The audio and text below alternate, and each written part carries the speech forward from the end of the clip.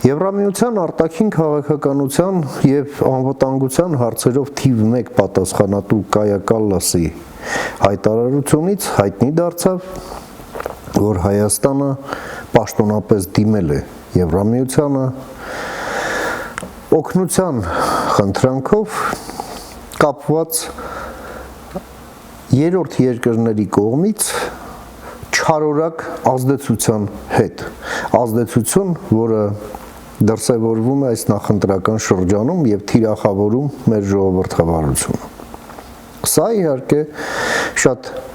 կարևոր փոփոխություն է այն վերաբերմունքի մեջ,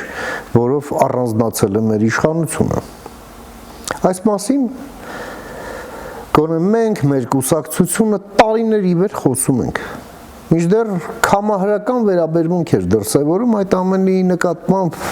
դե մոտավորապես այն ոճով, դե պետք չի գերագնահատել և երկրորդ ամենակարևորը մեր հասարակությունը գիտակից է և այդ ամենի նկատմամբ ընկալունակ չէ։ Այսինքն թարգմանելով հայերեն մենք ոչինչ չունենք անելու, պարզվեց ունենք և դրա համար էլ մասնագիտական մոտեցումներ են պետք, միայն ցանկությունն էլ քիչ է։